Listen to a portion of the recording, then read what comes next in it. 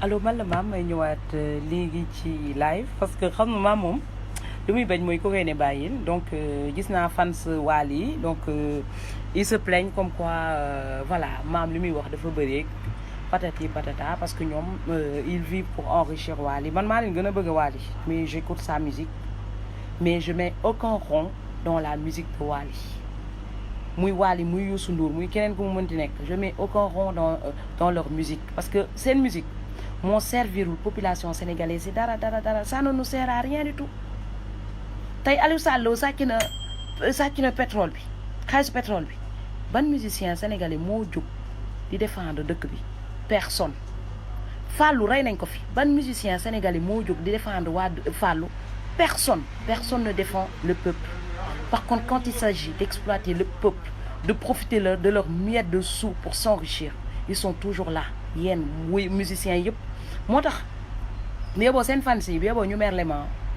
si être patriote mooy enrichir ay musiciens yoo xamante ne ils chantent même pas bu ñu gisee du ñu dénoncer man bu dee ay musiciens yu mel ni Alpha Blondy nga xamante ne wala Tiken Jah dañuy jóg di dénoncer li xew seen dëkk et qui sont aux côtés du peuple qui les enrichit man ñooñu damay dem si seen concert. mais musicien boo xamante ne day am xaalis romb ma di ma góonti bu amee tuuti ñëw sarax ma pour bu subaawee mu mën a rattrapé wu ci concert yi nga xamante ne damay dem di feesal concert am ngeen foog ne c'est pas pour un rien ba Wally bu mayee benn maire xaalis wala muy dem di joxe ji sukkaru koor mu filmer boppam c'est pour que yeneen nit yi nekk ci dëkk bi parce que xam nañ ne Afrique c'est comme ça qu'on fait une pub pour que ñeneen ñi nekk ci dëkk bi mun bu organiser concert ñu ne kaa ñu dem parce que moom dañuy sarax la meilleure façon d'aider quelqu'un c'est de trouver du boulot bokk ñu bouger seen kii ñu liggéey non pas ngeen di rendre les gens feignants parasitaires et accros à des musiques débiles man yooyu partisan de sous-développement yooyu noonu je suis pas derrière eux musique am neex na ma de waaw je le prends gratuitement chez YouTube mooy ma toog gratuitement bés benn bouton déglu ko mais sama dërëm du ci dem sama dërëm du dem ci musique yooyu noonu parce que ñooñu ñoo tax ba Sénégal taate ñooñu ñoo nekk comme ay Mame Ngor Diazaka di nga ñooñu doomu Macky Sall bi buy yàq suñu xaalis ci guddi si duñ ko ne bàyyil bu demee seen concert di jël suñu xaalis di ko battre ils vont pas lui dire arrête ils prennent ils pensent pas à la misère du peuple ñooñu ils en ont rien à foutre de la misère du peuple kon tey lan moo tax nga gis benn Sénégalais di génn naan da leen di défendre non je les défends pas duma leen tuer je vais pas les tuer ils ont besoin de gagner leur pain mais dama xam ne ñooñu tey bu doomu Macky Sall bi buy dem soirée ñuy battre suñu xaalis def na ko ba doomu Macky Sall bi day dem ci soirée la Wally suñu xaalis la fay battre moom fàtte na ne y a des hôpitaux qui sont là y a des enfants de la rue ñoo xam te ne tey waroon nañ leen dugal ci ay kër kooku boo demee ci soirée Wally bu leen foog ne Wally moom neen moom nekkul géwélu 1 million moom da nga koy may 1 million da la koy delloo moom neen du géwélu 1 million kon imaginez-vous doomu Macky Sall bu demee ci concert Wally ñaata xaalis la fay def ñaata xaalis la fay yàq bu demee ci concert Youssou Ndour ñaata xaalis la fay yàq ñun ñoo war a yeewu ñun askanu Sénégal ñun ñoo war a jóg on doit être debout bi yeboon nañ ne maam sonn na nit yi télé ci poos bu fekkoon ne seen télé yi dañuy wax dëgg nit yi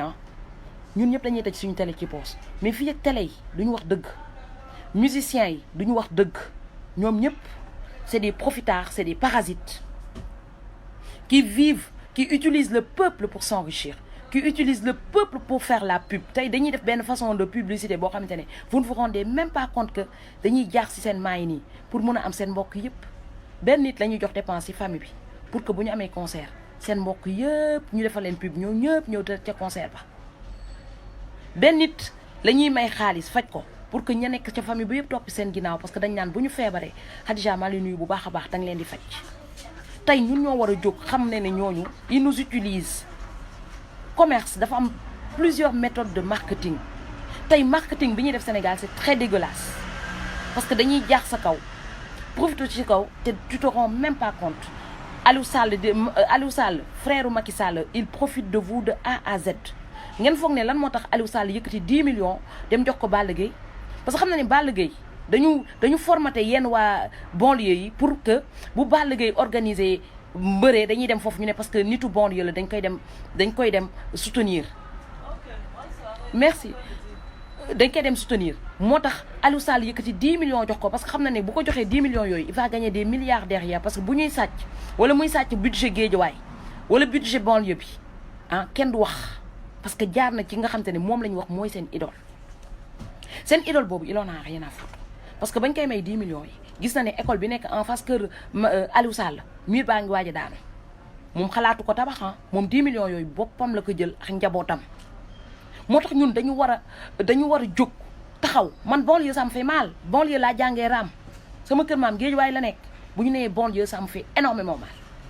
mais tey muy samay cousin muy samay cousines yi nekk Guédiawaye ils sont tous pareils koo ci ne demal def ji manifestation déedéet bokkuma ci yooyu partisans de sous-développement ils sont tous des partisans de sous-développement mooy ku ñëw rek bu bëggee nooy nee xam Guédiawaye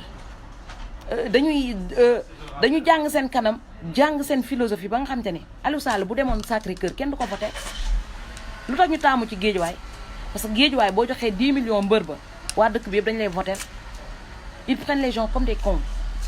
parce que Guédiawaye ils ont fait en sorte que xale yi buñ dañuy teel a bàyyi jàng dañuy def en sorte que xale yi Guédiawaye xamuñu sax lan mooy parc ñu defal leen ay banc ñu dem toog ci parc bi di foo xamuñu parents midi jot après midi bi ñu jël seen doom dem ca parc ba wala ñu dem plage ak yooyu dafa bokkul suñu culture ils nous exploitent indirectement ils exploitent les gens de la banlieue ils sont exploités de telle sorte ba pare nag teg ci ngeen am média boo xam te ne il vous diffuse partout day appuyer exploitation bi nga xam te ne moom la état bi di leen def da koy appuyer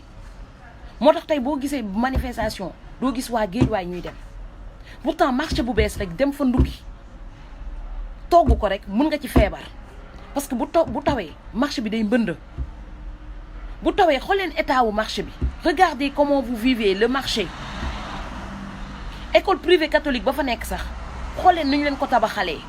kan mooy xalaat ne xaama dem améliorer conditions école yi personne parce que loolu yitteelu leen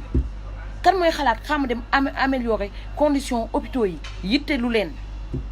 te pourtant vous avez un budget Guédiawaye da ngeen am budget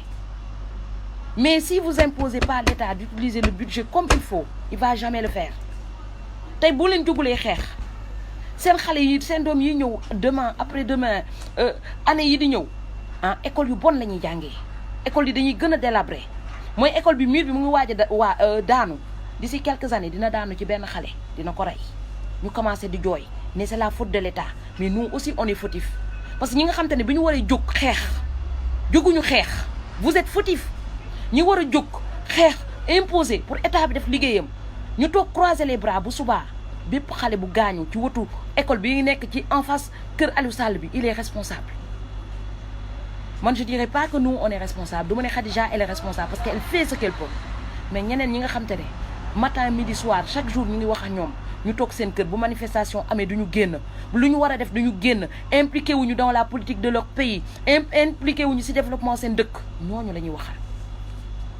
àdduna du nga sol greffage rek sol yëre bu rafet rek wala nga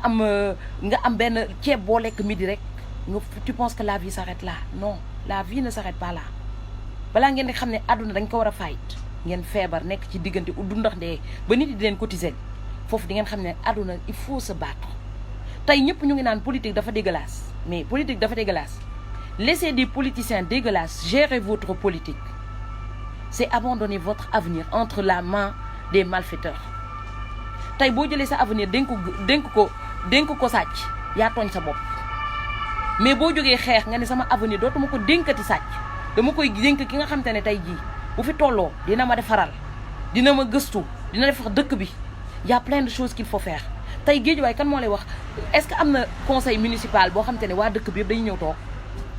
ñu génnee budget bi ne leen budget bi lii la Aliou Sall lii la ci créé lii la ci jënd lii la leen tabaxal lii moo ci des peinture na ci temps d'école pour ngeen mën a vérifier est-ce que amul surfacturation qui peut me le dire y a personne Guédiawaye ku ma ko mën a wax man ville bi ma dëkk fii maire bi chaque année day def bilan ñu xam budget bi lan ak lan la ci jënd ñu xam yeneen année yi lan la war a prévoir pour defar dëkk bi ñun ñëpp ñu am ci kàddu lu ñu neexul ñu ne ko lii bëgguñu ko ci dëkk bi lii la ñu bëgg ñun dañuy investir ci dëkk bi pour dëkk bi mën a naat mu nekk fii mu nekk Paris mu nekk n'importe où tey ce matin présenté publicité naa benn vidéo sama page benn photo sama page kan moo ko def maire de Paris lu mu def mairie bi pour bëgg commerce yi nekk fii yëpp dox fi dem ubbi benn journal boo xamante ne day répertorier boutique yi nekk fii yëpp pour def publicité boutique yi pour que nit yi nekk ci koñ bi xam ne boutique bi am na fi lii ak lii lay jaay pour bu ñu bëggee produit boobu mën a ñëw jënd te c'est gratuit c'est avec le budget de la mairie yéen commerçant yi nekk Guédiawaye yëpp lan la leen mairie bi defaral boo leen xëyee boo leen jëndulee jëlee seen xaalis jënd marchandise doo leen liggéey boo leen balewul seen buntu magasin ba ca taliba kenn du leen ko baleel parce que mairie ba du ko def mairie bi du ko def te loolu yëpp ci budget mairie bi la war a nekk tey roñ mbalit bi yëpp budget mairie bi la war a nekk loolu ci charge mairie bi la nekk ndax da ngeen fay impôt y a plein de choses mais yéen même li ngeen di gagné impôt Guédiawaye mënuñu la wax ne seen budget impôt nii la toll loolu xamoo leen ko xamoo leen ñaata ngeen di rapporter seen commerçant yi bu ñu fayee xamoo leen sax ñaata ngeen di rapporter par mois xamuñu ñaata chômeur ñoo am est-ce que xam nañu ñaata chômeur moo am Guédiawaye intéressé wu leen parce que boo xamee ñaata chômeur ñoo am di nga xam à l'avenir naka nga mën a améliorer ba nit yi mën a am liggéey le maximum même boo mënulee jox ñëpp liggéey mais une bonne partie mais loolu yëpp lijjante wuñ ko ñoom dañu naan à peu près rek dem ñoom seen ñàkk liggéey yitteelu leen dëgg la état mënul jox ñëpp liggéey mais état mun na mettre ay conditions yoo xam te ne day accompagner nit yi ba ñu xam nu ñuy liggéeyee jàngaluñ leen formation amoo leen formation noo leen di liggéey proposé wuñu leen emploi noo leen di liggéey vous avez les deux vous les avez pas donc tey boo leen bëggee loolu yëpp ngeen am ko il faut que ngeen jóg ngeen ñaxtu dafa baax même bu ñu nee maam dafa soof léegi télé ci poche la bokk mooy même boo mënulee génne ci tali bi ñaxtu sax am nañ fi ñuy ñaxtoo mooy télé ci poche nga génnee sa télé taal ko ñaxtu Macky Sall fa mu toll dina dégg na yow Guédiawaye am nañu fi nekk di ñaxtu ngeen nekk des groupes de personnes yoo xam te ne da ngeen def association sax toog ne léegi dañuy ñaxtu lépp lu baaxul ci koñ bi dañ koy étaler sur partout pour comme ça ñëpp xam ne état bi def fi dara mais boo leen toogee quand vous faites rien du tout les gens de la banlieue nit ñi dañu foog ne tout va bien te yéen a gën a sonn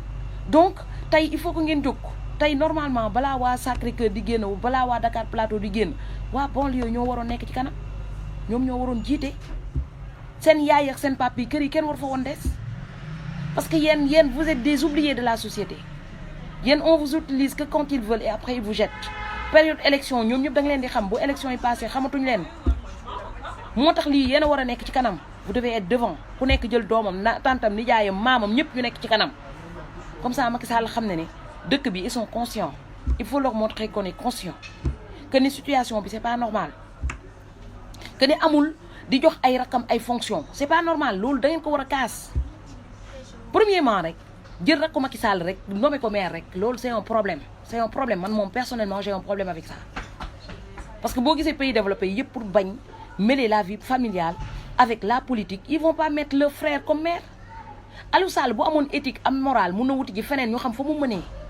parce que nit ki balaa ñuy xam fa nga mënee bañ ba dee maa lay nuyu bu baax a baax balaa nga xam ne fan nga mënee nga dem foo amul benn mbokk et que tu te débrouilles tout seul tu te bats tu t'imposes ba nga am li nga am ñu mën a wax ne yow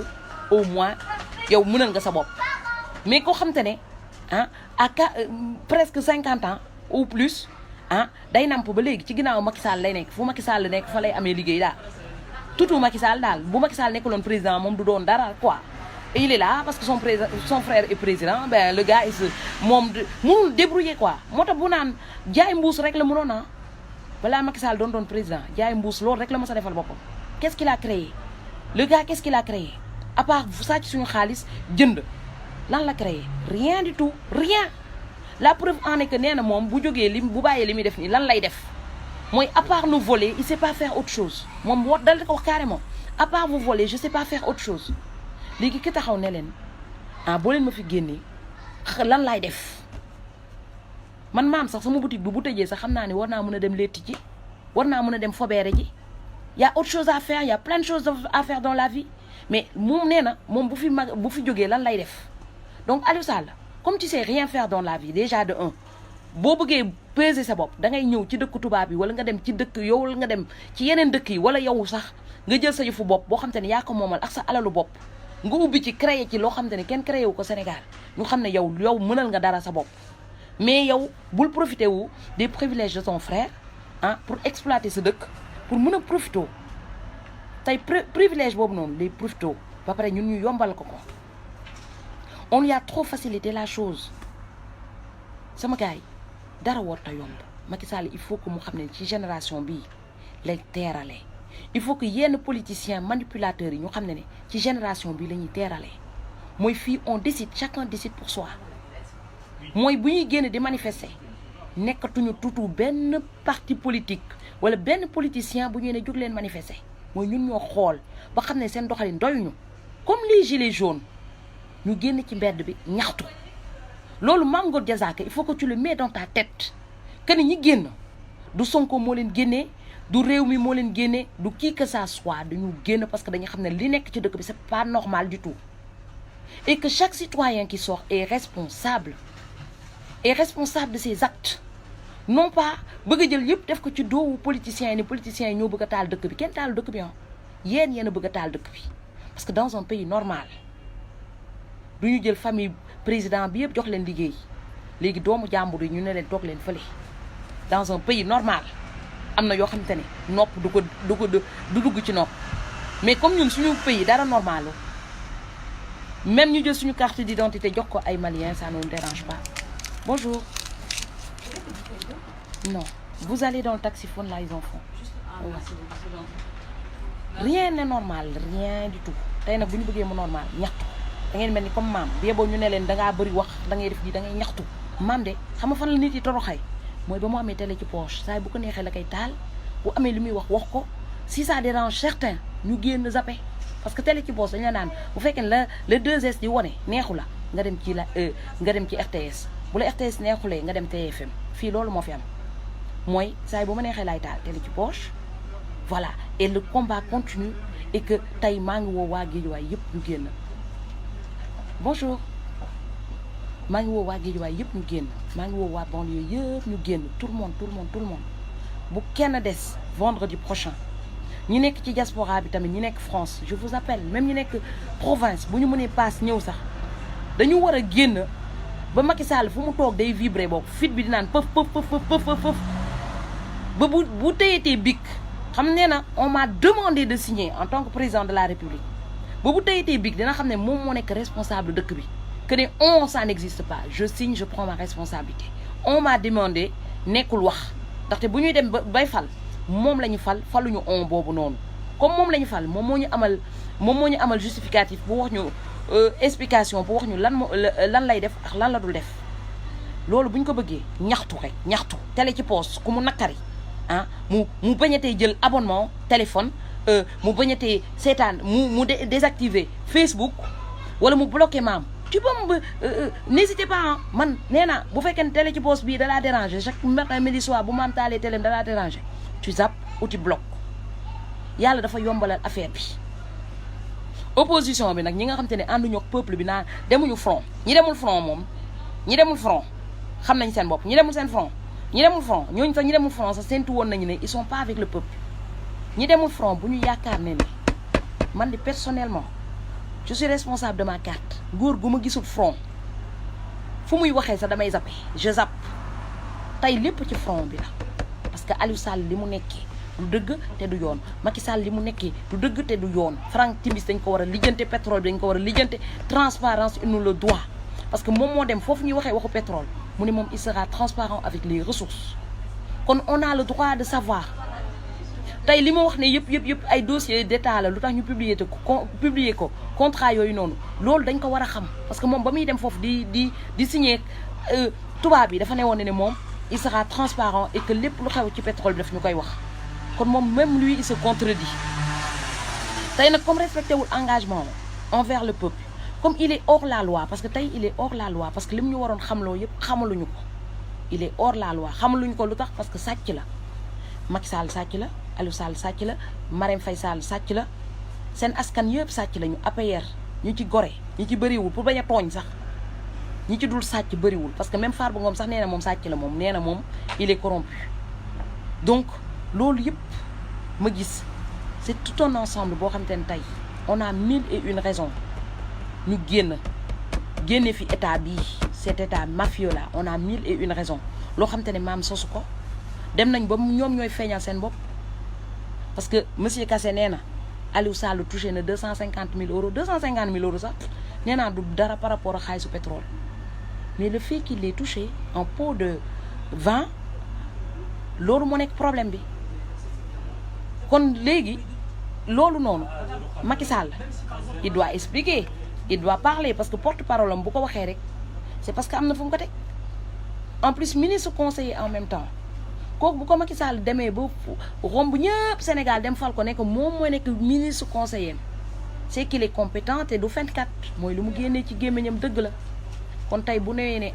cochon lekk na xaalis ba cochon lekk na xaalis ba bu newee touché na te cochon une preuve en plus pour dire que ne cochon il a touché l'argent moo tax may wax waa Guédiawaye meeru sàcc dañ koy bule meeru sàcc ñëpp dañuy génn ci mbedd bi tey boo leen génnoon yéen ñëpp ci mbedd bi ne da ngeen di changer Aliou Sall lay wàcc municipal yi mu ngi ñëw fexe leen ba wàcc fii Aliou Sall parce que Sénégal ba mu daj yéen rek a fi am yéen a fi fal sàcc meeru sàcc xëy na am na yeneen meeru sàcc de mais yéen seen maire moo siw seen meeru sàcc moom moo siw moom la monde entier bi yëpp di wax seen meeru sàcc boobu noonu moom la ñu yóbbu ba BBC partout dans le monde on parle que de lui tey maa ngi taal France 24 aussi manifestation bi démb lépp seen meeru sàcc bi tey nag boo leen accepté sàcc jiite leen bu subaa bu ñu leen jiiñee sàcc bu leen bañ parce que le maire c'est une partie l'image du peuple parce que boo demee bay fal da ngay fal koo xam te ne tey tolloo na nuroo nax yow valeur te tey seen maire bi nii amul benn éthique amul benn morale moo tax ngeen war a génn ci mbedd bi ànd aar li ñu bokk dem bokk ci aar li ñu bokk parce que aar li ñu bokk moom ñàkk cee bokk déli la parce que aar li ñu bokk nee naa moo nekk suñu gilet jaune ñëpp fa lañ bokk ñu bëgg a nekk gilet orange nag ça les concerne mais ñun aar li ñu bokk lañ bokk ñu ànd xeex li nga xam te ne tey moom la ñëpp di ñaxtu ñu dem xeex ko comme ça ku nekk mën a retrouver au moins dignité humaine am maa mën a continuer di jaay karotam comme ça kenn du ko woo nekk ni diw feebar na wala diw amul lu mu lekk wala courant bi ñu ngi koy waaj a coupé parce que terminus des yeux bu ñu demee ba am loolu yëpp di wayaan nga xam ne fii la bët yam tey nag il est temps ñu jóg voilà maa ngi dellu dem ñaan ji laay mbay maa lay nuyu bu baax a baax sàcc la moom effectivement laay may wax nga dëgg sàcc la sàcc bu mag sàcc bu pata maa ngi leen di nuyu yéen ñëpp voilà di leen jaajëfal di baalu ak fans Wally mais je sais que il vous utilise comme il veut di leen manipuler comme il veut Youssou Ndour il utilise aussi les gens comme il veut mooy di may benn nit dépense pour que mbokkam yi yëpp mun a dem ci concert am c'est ça l'astuce tey jii méthode musiciens yi moo nekk méthode politiciens yi dañu étudier population bi xam lan la ñuy laaj pour jël leen def leen ñoom ñëpp ci benn case pour mun leen a am dans l'ordre et ne rien vous apporter tey boo leen xool li ngeen di apporter Youssou Ndour moo ëpp moom li mu leen di apporter boo leen xool li ngeen di apporter Macky Sall moo ëpp moom li mu leen di apporter boo leen gisee Aliou Sall li ngeen koy apporter yéen moo ëpp moom li mu leen di apporter donc en quelque sorte ñun ñooy liggéey pour ñoom mais ñoom liggéeyuñu pour ñun il est temps que nous on travaille pour nous il est temps que le pauvre travaille pour lui il est temps que le pauvre vote pour son confort il est temps que le pauvre se bat pour son confort loolu moo nekk suñu devise se battre pour notre confort non plus se battre pour le confort de Macky Sall ou de Aliou Sall nous d'abord man d'abord les autres après il faut qu'on se dise nous le peuple d'abord def nañ ko ba dañoo muus ba bëgg a dee bu kii bi passé bu en fonction de l'événement da ngay gis politiciens yi bu teyee ñu ne la ñu ngi ci parti Idi bu subaa ñu ne la ñu ngi ci Sonko après bu ñu xamee ne période bi wax patriotique moo xew ànduma fenn ñu ñëw ne la ñu ngi ci forum civil ñoom chaque jour ñu am dañuy changer couleur comme caméléon moo nekk politicien Sénégal mu nekk politicien officiel mu nekk ay sous-politiciens parce que am na ay sous-politiciens yoo xam ne ci suuf lañ nekk ñoom ñooy nekk di rangale le maximum de dof di leen rangale ba mu mët ñu xool kuñ koy jaay nag mun na nekk Sonko moom du jënd moom parce que Sonko ay patriote lay wër moom du jënd foofu amul jaay donc il est pas concerné nañ xool ci yeneen parti yi nga xam te ne mën na leen jaay ñu ngi repérer ñu ne leen ñun de rangale nañu tant de dof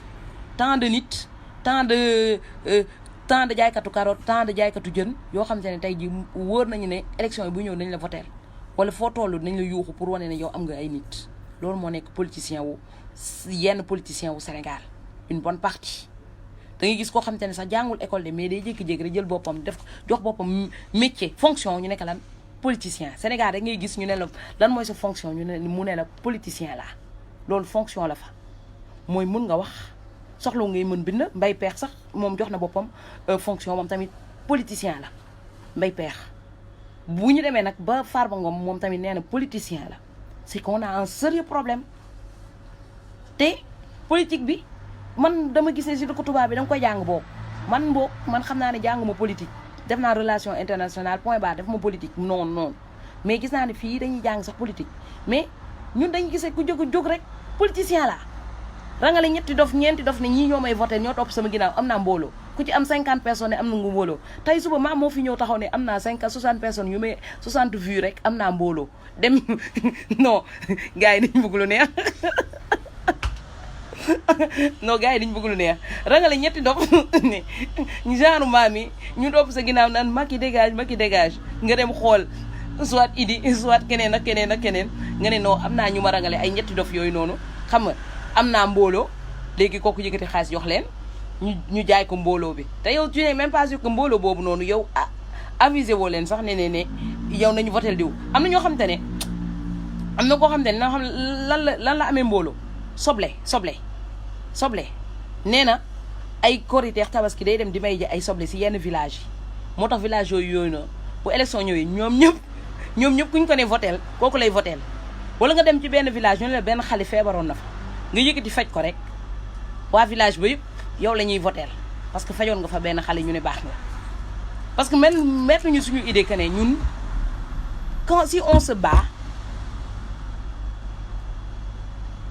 si on se bat on peut y arriver si bu ñu jógee xeex kii la fajal sa doom yow boo jógee xeex sa ak say yelleef ba état bi respecté say ak ba nga am sa liggéey ba indépendant yow mën nga fajal sa bopp sa doom te doo ci ne merci yow da ngay yónni politicien bi nga xam te ne boo ko nee merci benn Doliprane la jëndal sa doom après il va devenir milliardaire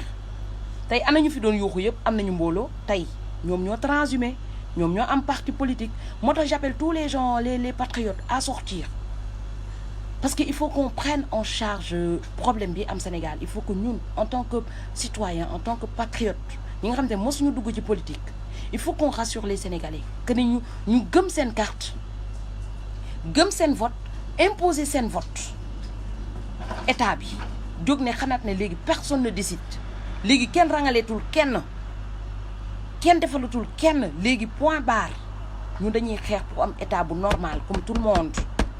parce que tey dañu am or am pétrole am zircon c'est-à-dire aujourd'hui on doit manger à notre faim on n'a plus besoin d'avoir Youssou Ndour qui nous paye un Doliprane ou bien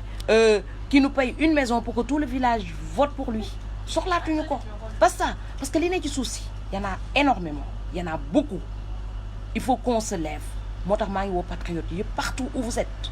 génn leen patriote du na nga nekk ci internet bi di partager non il faut aller sur le terrain tout se passe au front tey plus on est nombreux dans les manifs plus on sera entendu partout dans le monde ñëpp dinañu déglu nañu génn ci terrain bi gis nga démb Sénégal génn nañu dara takkul kenn reyu fa kenn dóoru fa kenn xeex nañu suñu ak suñu yelleef télévision yëpp monde entier bi yëpp wone ka ñu wone ne Sénégal kontaan nañu tey bu ñu bëggee contester élection yi c'est pareil ñëpp bu ñu génnee ci tali bi nañu xam ne Macky Sall moo fal boppam mais ñun faluñu ko mooy ñi nga xam ne dañ toog seen kër ils sont complices il faut sortir tout se passe dehors yéen li maa ngi leen nuyu bu baax a baax maa ngi leen di jaajëfal Tata Fatou maa ngi lay ziar donc maa ngi arrêté live bi fii donc ñëpp nañ génn en masse vendredi prochain rendez-vous vendredi prochain tous les jours maam dina leen sonal nag bi yeboo ñenn ñi si je les saoule ñu zappé wala ñu bloqué ma mais tous les jours ba le maximum de Sénégalais génn ci manifestation yi tous les jours dinaa leen wax ne il faut qu'on sort yëpp si terrain bi la les gilets jaunes sont sortis ñu ngi yokk seeni confort donc ñun ñëpp nañu génn si biti tout le monde au front génn loo leen maam ku nekk boppam la génnal xool leen même dëkk yi nga xam te ne 5 Sénégalais la ñu am nañ dem demander autorisation même s'ils sont 5 on va dire que les Sénégalais sont sortis partout ñu génn le maximum les Algériens l'ont fait ñoom ñëpp ñu génn di nga seen président dellu na gannaaw ñoom ñëpp dañu génn ci biti seen président dellu na gannaaw kon ñun ñëpp bu ñu génnee ci biti Macky Sall dina wàccee Aliou Sall Macky Sall dinañu won li xew ci pétrole bi Macky Sall dinañu génne contrat yi yëpp bu ñu arrangé ñu ne d'accord bu ñu arrangé wul ñu ne que non on annule tout mais tout le monde dehors tout le monde au front front ñi di live yëpp au front parce que tey c'est bien beau ñu toog di live mais sortez au front même bu dee boo nekkee 5 6 nañu doon activiste au front mooy ñu génnee ñëpp ci tali bi ñëpp taxaw monde entier bi yëpp xam ne ne Sénégal ñëpp génn nañ ci mbedd bi et que bu ñu waree bañ dañuy bañ ca bañukaay bi il faut maintenant c'est pas demain c'est pas après-demain c'est aujourd'hui kon ñëpp au front maa ngi leen di woo nag samedi chaque jour dinaa leen saouler ba parisiens yëpp génn ñëw rejoindre ñu place de la République ñi nekk Sénégal aussi le maximum génn ñi nekk États-Unis ñi nekk fépp ji ngeen Angleterre ils ont fait une manif extraordinaire États-Unis ils ont fait une manif extraordinaire donc c'est à notre tour. Bonjour.